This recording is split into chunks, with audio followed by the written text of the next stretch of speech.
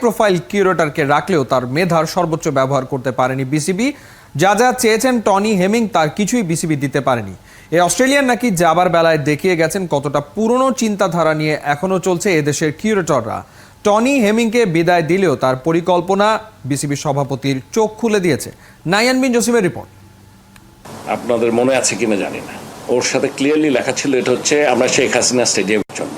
তা একটা লোক এসে বসে আছে, এটা এখন পর্যন্ত হচ্ছে না, বছরের পর বছর। ও করবে নাকি? কে বসে থাকবে? MCG, ICC academy, Dubai stadium কিংবা কিং ফাহাদের মতো বিশ্বের অনেক নামি দামি মাঠের কিউরেটর হিসেবে কাজ করা টনি হেমিং এর ক্যারিয়ারে বাংলাদেশ অধ্যায়টা বিচিত্র এক অভিজ্ঞতা।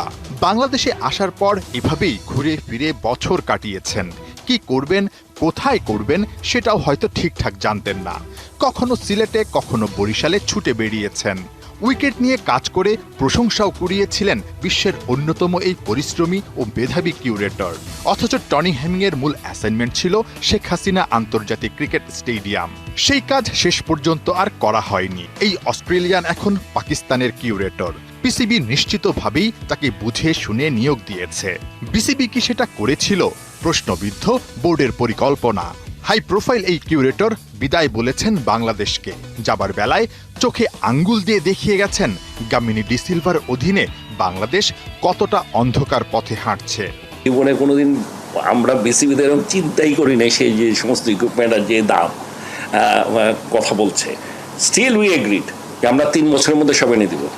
অলরেডি ফার্স্টেই আমরা প্রায় 20 কোটি টাকার মতো গত বোর্ড মিটিংয়েই অ্যাপ্রুভ করে দিয়েছি যে ঠিক আছে নিয়ে আসো। সো আমি বলছি যে আমরা করছি, কিন্তু এগুলো আমাদের জন্য একটা নতুন এক্সপিরিয়েন্স, অভিজ্ঞতা। আমরা এরকম কখনো শুনি নাই কোনো কিউরেটরের কাছ থেকে। প্রশ্ন উঠতেই পারে, বিসিবি টনি হেমিং এর নিয়োগের সময় কি তার চাওয়া কিংবা পরিকল্পনা জেনেছিল? জানলে সব প্রস্তুতি নিয়েই তো তাকে বাংলাদেশে ডাকতে পারত।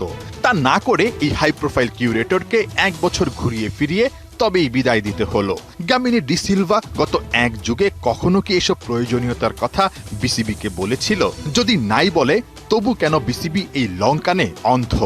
ও এখানে কমফোর্টেবল ফিল করছে না। ও বলেছে যে আমাদের লোকাল যে কিউরেটর আছে তার সাথে তার কমিউনিকেশন মেলে না। মানে কমিউনিকেশন মানে কি, ওদেরকে আরও অনেক আপগ্রেড করতে হবে। বিশেষ করে ও যেগুলো চাচ্ছে সেগুলো নিয়ে অলরেডি আমরা লাস্ট বোর্ডিং মিটিংয়ে সিদ্ধান্তও নিয়েছি যে সয়েল সায়েন্সে স্টুডেন্টস, এই ধরনের লোকজন লাগবে যারা বুঝে। আমাদের মধ্যেও গ্যাপ আছে। আপনার একটা জিনিস মনে রাখতে হবে, বাইরের ওই দলগুলোর সাথে, বিশেষ করে England, Australia, New Zealand and India, এদের সাথে আমাদের ডিফারেন্সটা আসলে অনেক বেশি। মানে ইটস নট অনলি খেলা বাইরেও দ্য অ্যামাউন্ট অফ ফ্যাসিলিটি, সুযোগ সুবিধা ওরা আছে বা পায়, আমরা এর ধারে কাছেও নেই।